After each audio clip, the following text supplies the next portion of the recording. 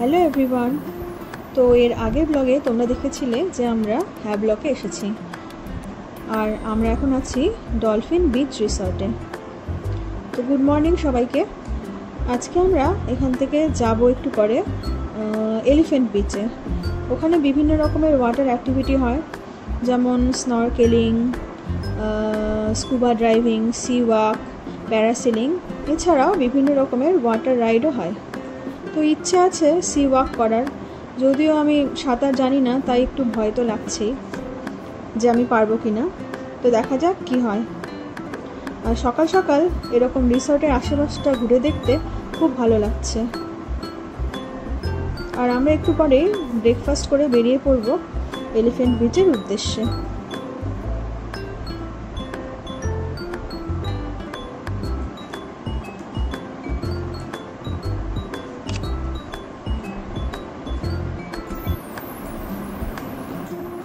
তো দেখতেই পাচ্ছ আমরা ব্রেকফাস্ট করতে চলে এসেছি, আর সব রকমেরই খাবার টেস্ট করবো বলে সব কিছু নিয়ে বসে পড়েছি।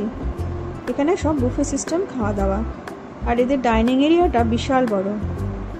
আর সত্যি কথা বলতে খাবার টেস্ট এত অসাধারণ ছিল যে কি বলবো।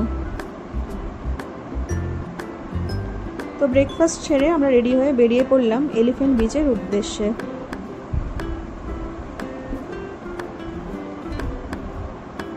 তো ওখান থেকে টিকিট কেটে এলিফ্যান্ট বিচে যেতে হবে।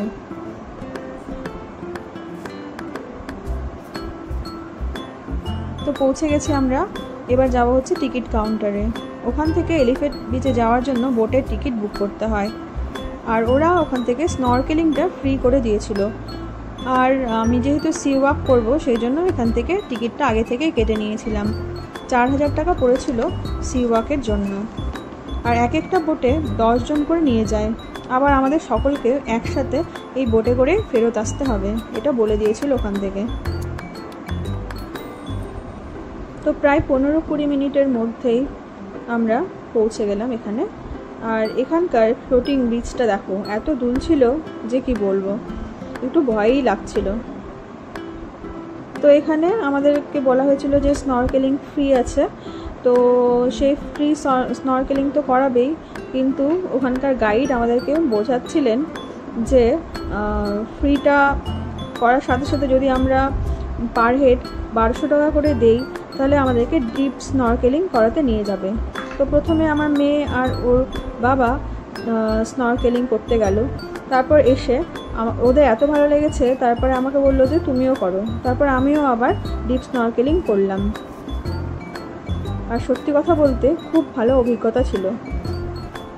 জলের নিচে এত সুন্দর মাছ আর মাছের জগৎ দেখে আমার ভয় একদম কেটে গেল, আরও সাহস পেয়ে গেলাম সি ওয়াক করার জন্য। তো এবার আমরা বোটে করে চললাম সি ওয়াক যেখানে করানো হবে সেইখানে। এখানে এসে আমাদেরকে একটি ফর্মে সই করতে হলো, ও তারপরে ইনস্ট্রাকশন দেওয়া হলো কিভাবে আমরা জলের মধ্যে কমিউনিকেট করব। ও এছাড়া আমাদের কোনো শারীরিক অসুবিধা আছে কি না তাও শোনা হলো। যদি কোনো শারীরিক অসুবিধা থেকে থাকে কারো, তাহলে এই সি ওয়াক করা যাবে না। তো জলের নিচে নামবো এক্ষুনি আমি, একটু ভয় ভয় লাগছিল, কিন্তু অতটাও না। তো তোমরা দেখো জলের নিচে আমি কি কি দৃশ্য দেখলাম আর কীরকম ফিলিংস হলো, সেটা তোমরা দেখলেই বুঝতে পারবে।